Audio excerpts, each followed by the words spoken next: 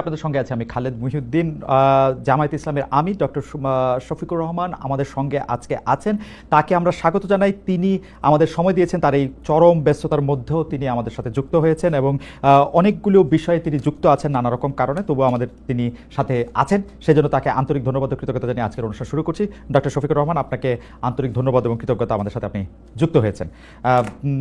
Doctor আপনাকে এবং ঠিকানা পরিবারকেও ধন্যবাদ আমার পক্ষ থেকে। জি, ডক্টর শফিকুর রহমানের আজকে একটি গুরুত্বপূর্ণ মিটিং আছে, সেজন্য আমরা তাকে ছেড়ে দিব দ্রুতই, কিন্তু আমরা কিছু প্রশ্ন আপনাকে জাতীয় আন্তর্জাতিক সব জায়গা থেকে একটু করতে চাই। আপনি আশা করব যে আমরা অনেকগুলি প্রশ্নই আপনাকে আজকে করতে পারবো।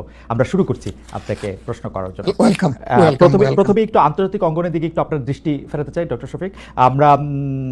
আমরা জানি যে মধ্যপ্রাচ্যে বিশেষ করে ইরানের উপর ইসরায়েলের আক্রমণ এবং তার প্রত্যুত্তরে ইসরায়েলের উপর ইরানের আক্রমণের পাল্টাপাল্টি যুদ্ধ চলছে, যুদ্ধ পরিস্থিতি চলছে। যুদ্ধ যদি এখন নাও চলে, সেই যুদ্ধের ক্ষেত্রে বা এই আক্রমণের ক্ষেত্রে বাংলাদেশ সরকারের যে অবস্থান, সেটাকে আপনি যথেষ্ট মনে করেন কিনা? মানে আমরা প্রত্যেকবারই দেখেছি যে বাংলাদেশ সরকার ঐতিহাসিকভাবে প্যালেস্টাইনের বন্ধু এবং ইসরায়েলের এই ধরনের আক্রমণের নিন্দা জানিয়ে থাকে। এবার কি তা যথেষ্ট মনে হয়েছে কিনা আপনার কাছে, ডক্টর শফিকুর রহমান?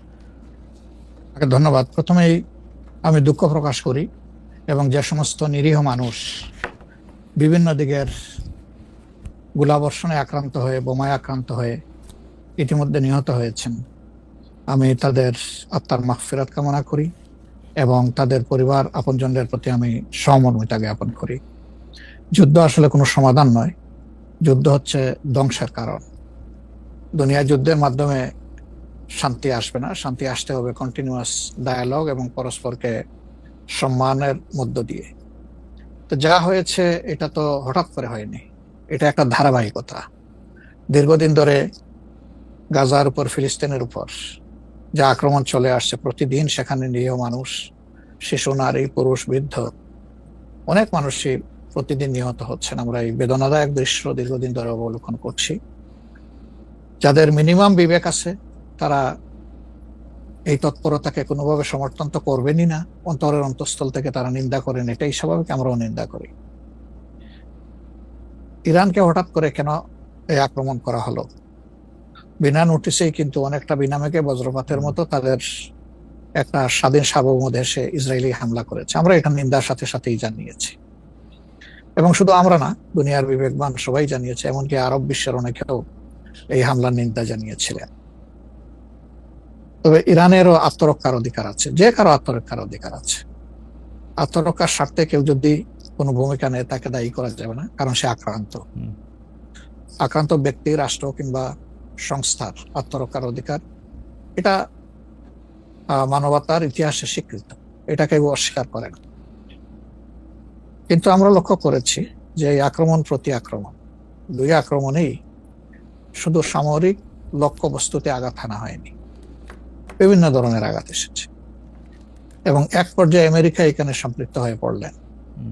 অথচ আমেরিকার জায়গা থেকে এই যুদ্ধ থামানোর ভূমিকা নেওয়াটাই ছিল উচিত, সেটা হয়নি, বরঞ্চ যুদ্ধে জড়ায় পড়লো আমেরিকা এবং আমেরিকাও ইসরায়েলের মতোই বরঞ্চ এর চেয়ে ভয়াবহ আক্রমণ করে বসলো ইরানের উপর। আসলে এগুলা কোনোটাইকে আমরা সমর্থন করি না। এখন আপনার প্রশ্ন হচ্ছে যে বর্তমান সরকার যেটুকু কনসার্ন ব্যক্ত করেছে, এটাকে আমরা যথেষ্ট মনে করি কিনা। আসলে যথেষ্ট তো হলো যে মুসলিমের পাশে সরাসরি দাঁড়াইতে পারবে, ওটা তো আমরা কেউ পারছি না। বরঞ্চ আমরা আমাদের নৈতিক সমর্থন দিয়ে এবং অন্যায়ের বিরুদ্ধে নিন্দা অথবা প্রতিবাদ জানিয়ে আমরা আমাদের অবস্থান স্পষ্ট করতে পারি। সরকার যা করেছে, আশা করি আপনার এবং আমার এই আলোচনার মাধ্যমে সরকার আরো বেশি উপলব্ধি করবে যে তাদের আরো কিছু করণীয় ছিল।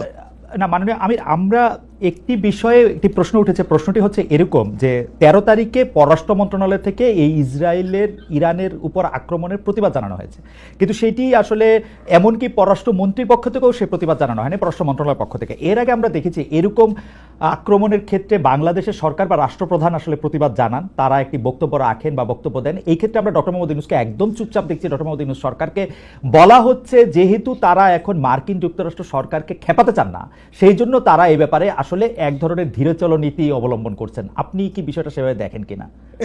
এটার ব্যাখ্যা তারা ভালো দিতে পারবেন, তবে এমন দৃষ্টিভঙ্গি থাকলে এটা উচিত হবে না।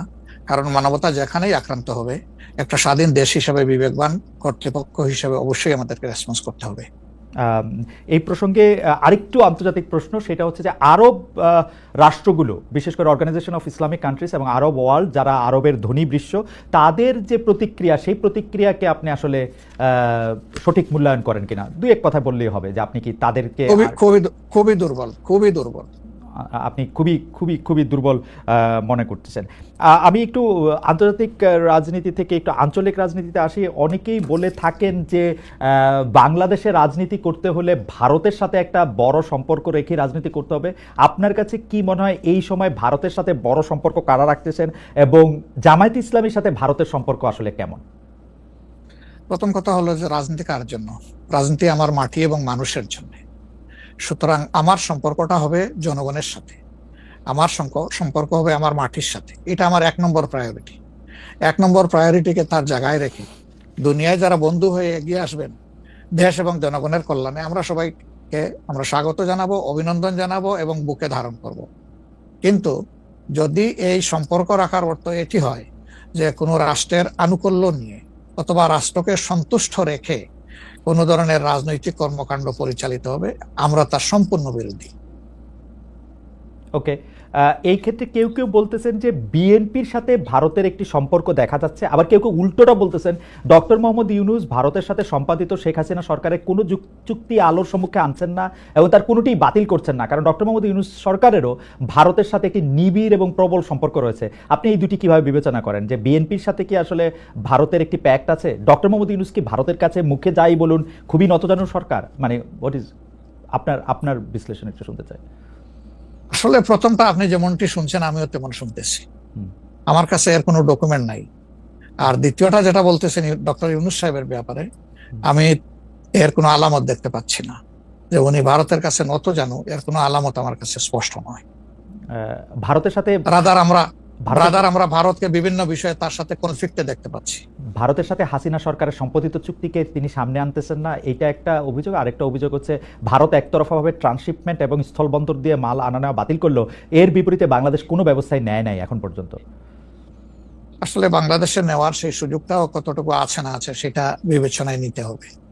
2 নম্বর হচ্ছে যে ইউনূস সরকার এখন দায়িত্বে আছেন, আমি ক্ষমতায় বলবো না, এই দেশের জনগণই তাকে দায়িত্ব দিয়েছে, উনি দায়িত্বে আছেন। উনি দায়িত্বে আসার পরে এটা ঠিক যে ভারত বলেছে নির্বাচিত সরকার আসলে তারা দেশকে সহযোগিতা করবে, তা এখানে কি বার্তা দেওয়া হলো তাহলে? সুতরাং এটা কোনোভাবেই টিকে না বিষয়টা। আর এই সরকারের অনেকগুলা প্রায়োরিটি আছে। চুক্তি সম্পাদন হয়েছে 2টা মানে সরকারের মধ্যে ইতিপূর্বে। সেই সরকার নির্বাচনে তার আইনগত এবং নৈতিক বৈধতা কতটুকু ছিল সে নিয়ে হয়তো প্রশ্ন থাকতে পারে, কিন্তু 2টা সরকারের মধ্যে চুক্তি সম্পাদিত হয়েছে এবং পলিটিক্যাল গভর্নমেন্ট দুইটাই, ইন্ডিয়া পলিটিক্যাল গভর্নমেন্ট, বাংলাদেশেও পলিটিক্যাল গভর্নমেন্ট। এই ধরনের কিছু ম্যাটার আছে যেগুলো আসলে পলিটিক্যাল গভর্নমেন্টকেই রিজলভ করতে হবে। যেমন কিছুদিন আগে আপনারা মানবিক করিডোর নামে একটা বিষয়ের কথা শুনেছেন, আমরা কিন্তু A to Z বলেছি নো, এটাই সরকারের ফাংশন হওয়া উচিত। এরপরে পোর্ট হ্যান্ডলিং এর ব্যাপারেও কথা এসেছে, সেখানে আমরা বলেছি যে এটাও এত বড় বিষয়ে সরকারের হাত দেওয়া উচিত হবে না, এই ব্যাপারে আমাদের অবস্থান স্পষ্ট। সুতরাং তারা আরো যে প্রায়োরিটি গুলো আছে, বিশেষ করে কিছু বেসিক রিফরমেশন না করলে আগামীতে একটা গুড গভর্নেন্সের জন্য একটা গুড সরকার গঠন করা সম্ভব হবে না, একটা ভালো ইলেকশন হবে না, এই বিষয়গুলোকেই এখন মূলত প্রাধান্য দেওয়া হচ্ছে। দুটি বিষয়, রাষ্ট্রের দুটি স্তম্ভ সম্পর্কে আপনাকে প্রশ্ন করব। আপনি এখন এই মুহূর্তে বা গত 10 মাস 11 মাসের ডক্টর ইউনূস সরকারের শাসনে আপনার কাছে বিচার বিভাগকে যথেষ্ট স্বাধীন এবং সকর্মক মনে হয় কিনা? আরেকটি বিষয় ফ্রিডম অফ প্রেস। আমি যথেষ্ট স্বাধীন মনে করি না। যতদিন পর্যন্ত বিচার বিভাগ সম্পূর্ণভাবে আলাদা না হবে নির্বাহী বিভাগ থেকে, ততদিন পর্যন্ত এটাকে স্বাধীন বলা যাবে না। যেমন বিচার বিভাগের একটা ডিমান্ড আমাদের আছে যে এটাকে স্বাধীন করার জন্য স্বাধীন সচিবালয় গঠন করতে হবে, সেটা এই সরকারের একটা অঙ্গীকারের মতোই ছিল, কিন্তু এখন পর্যন্ত সেটা হয়নি। আমরা এটা দেখতে চাই যে অবিলম্বে সেটা হোক। যদি স্বাধীন সচিবালয় কায়েম নাই হয় তাহলে বিচার বিভাগ স্বাধীন হবে কিভাবে? নির্বাহীর অধীনে থাকে তো বিচার বিভাগ স্বাধীন হতে পারে না। এমনিতে আমরা সারা দেশে যে বিচার আদালতগুলি দেখি বা আমাদের যে আপিল আদালত অর্থাৎ হাইকোর্ট বিভাগ এবং আপিল ডিভিশন যে রায়গুলি এই পর্যন্ত দিয়েছে বা দিচ্ছে, আপনার সাথে তো সারা বাংলাদেশের সবাই কানেক্টেড, আপনার কাছে কি মনে হয় যে তারা স্বাধীনভাবে কাজ করতে পারছে, নাকি নির্বাহী বিভাগ আওয়ামী লীগ সরকারের মতোই বা পূর্ববর্তী অন্য রাজনৈতিক সরকারের মতোই প্রভাব বিস্তার করেই চলছে, ইউনূস সরকারও? আসলে সুপ্রিম কোর্টের পজিশনটা আমার কাছে আমি প্রথমে আনতে চাই। এখন যিনি প্রধান বিচারপতির দায়িত্বে আছেন, তাকে তার পারফরমেন্সকে আমরা যতটুকু পর্যবেক্ষণ করার সুযোগ পেয়েছি, আমাদের মনে হয়েছে তিনি তার বিবেক এবং তার স্বাধীন চেতা মানসিকতার জায়গা থেকেই তিনি পারফর্ম করছেন। হাইকোর্টের যেহেতু অনেকগুলা বেঞ্চ, সেখানে পার্সন টু পার্সন ডিফারেন্স হতেই পারে, কিন্তু আলটিমেটলি বিচার তো যাবে শেষ পর্যায়ে সুপ্রিম কোর্টের হাতে। এই জায়গাটাকে অতীতের যে কোনো সময়ের তুলনায় আমাদের কাছে বেটার মনে হচ্ছে। আপাতত, ভবিষ্যতে তারা কি করবেন সেটা এখনই অগ্রিম বলা যাচ্ছে না। ওকে। আর বিচার আদালতের প্রশ্নে মানে জজ এন্ড সেশনস কোর্ট যেগুলি, ডিস্ট্রিক্ট জজ এন্ড সেশনস কোর্ট যেগুলি আছে 64টা জেলা এবং অন্যান্য ট্রাইব্যুনালগুলি, তারা কি স্বাধীনভাবে কাজ করতে পারছে? আমাদের কাছে যতটুকু ইনফরমেশন, সব জায়গায় তারা স্বাধীনভাবে কাজ করতে পারছেন না, বিভিন্ন আনডিউ প্রেসার তাদের উপরে আছে। এটা কি নির্বাহী বিভাগের উপর থেকে, নাকি এটা জামাত ইসলামী প্রেসারটা দিচ্ছে বা বিএনপি প্রেসারটা দিচ্ছে বা এনসিপি প্রেসারটা দিচ্ছে? আমরা তো কোনো প্রেসারের পক্ষে নাই, আমরা always in favour of fair justice. আমরা আনফেয়ার কোনো জাস্টিস চাই না, আমরা চাই ফেয়ার জাস্টিস। এখন আর কারা দিচ্ছে না দিচ্ছে, আপনার টক শোতেই আপনি মেনি টাইমস বলেছেন, আমাকে উত্তর দেওয়ার দরকার নাই। আপনি যথেষ্ট জনগণের পক্ষে মতামত ব্যক্ত করার জন্য, আপনি বহু সময় এই কথাগুলো রিপিট করেছেন। আমরা কিন্তু এর পক্ষে নাই এবং আমাদের বিরুদ্ধে এই ধরনের কোনো কমপ্লেইন কোথাও নেই। আর যদি ফ্রিডম অফ প্রেসের কথায় আসি, অর্থাৎ সংবাদপত্রের স্বাধীনতা বা গণমাধ্যমের স্বাধীনতা প্রশ্নে আপনার কাছে এই 10 মাসের বিবেচনা যদি চাই বা বিচার যদি চাই, আপনি কেমন দেখছেন যে স্বাধীনভাবে মত প্রকাশ করা যাচ্ছে কিনা? মানে সংখ্যা যারা সংখ্যায় কম তারাও তাদের মতামত দিতে পারছে কিনা? জি না, সেটা আমি আসতেছি। যদি আপনি in comparison two previous period, that is last 15.5 years, even another 2 years you can add with it, সকল কেয়ারটেকার সরকারের 2 বছর, পরবর্তী 15.5 বছর, অনেক সময় প্রেস আমাদেরকে বলতো, আমরা যখন জিজ্ঞেস করতাম যে এই ধরনের একটা জলজ্জন্ত মিথ্যাচার কেমনে করলেন, ওই যে কিছু করার নাই, স্ক্রিপ্ট লেখা ছিল, আমাদেরকে এটা জাস্ট ব্রডকাস্ট করতে হয়েছে। তো এখন সেই পরিস্থিতি এরকম নাই বলে আমাদের কাছে মনে হয়। তারপরেও আমরা প্রেসের কাছ থেকে বিভিন্ন সময় শুনি তাদের কিছু কনসার্নের জায়গা এখনো বিদ্যমান। কেউ কেউ এখনো তাদের উপরে আনডিউ প্রেসার দিয়ে থাকেন, এটা করতে পারবেন, এটা করতে পারবেন না। এটা যদি থাকে, একটা মিনিমাম রেঞ্জেও থাকে, তাহলে তো আমরা কমপ্লিট ফ্রিডম অফ স্পিচ বলতে পারছি না, ফ্রিডম অফ এক্সপ্রেশন আমরা বলতে পারছি না। এটা কিছুটা যে এখনো প্রিভেল করছে, এটা আমরা অনুভব করি। তবে আমরা ফিল করি যে প্রেসকে তাদের মতোই রোল প্লে করতে দেওয়া উচিত।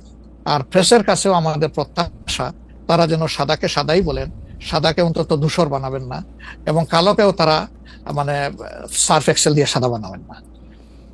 5 আগস্টের পর এই প্রশ্ন অবশ্য অনেকবার আপনার সামনে এসছে। তারপর আমি আপনাকে বলি, যেহেতু আপনার সাথে আমার দেখা হচ্ছে নতুন একটা ঘটনার পরে, এই প্রসঙ্গে নতুন একটা ঘটনার পরে, আপনি কিন্তু যে কোনো জায়গাতে এক ধরনের সমন্বয়ের প্রত্যাশী একজন মানুষ, ক্ষমা করার পক্ষে একজন মানুষ। আপনি সর্বশেষ যে আওয়ামী লীগের রাজনীতি নিষিদ্ধ করা হলো এবং দলকে আসলে তার সকল কার্যক্রম নিষিদ্ধ করা হলো, এইটা নিয়ে আমরা দেখেছি যে আপনার দলকে যারা সমর্থন করেন তারাও সেই নিষিদ্ধের দাবি করেছেন। কিন্তু আমি আপনার পার্সোনাল মতামত জানতে চাই যে আপনি এটা আসলে লাইক করেছেন কিনা, বা আপনি এটা পছন্দ করেছেন কিনা, বা আপনার যদি একক ক্ষমতা নেওয়ার মানে সিদ্ধান্ত নেওয়ার, আপনি আপনার একক সিদ্ধান্ত প্রয়োগ করতেন, তাহলে আপনি এটা করতেন কিনা?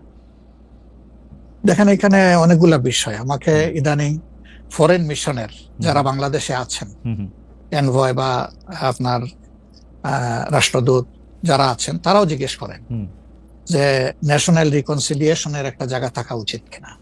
আমি বলি অবশ্যই উচিত। তবে বিষয়টা হলো যে আমাদের ওন্ড গুলা একদম তাজা, ট্রমাগুলা এখনো, মেন্টাল এবং ফিজিক্যাল ট্রমা এখনো বিদ্যমান। হাসপাতালের বেডে এখনো রয়ে গেছে ইনজিওর্ড পার্সন গুলো। শহীদ পরিবারের অনেকেই তাদের আপনজনের লাশও এখন পায় নাই, লাশের সন্ধান বা কবরের সন্ধানও পায়নি। সো এটা একদম তাজা একটা বিষয়। যেমন আমরা যদি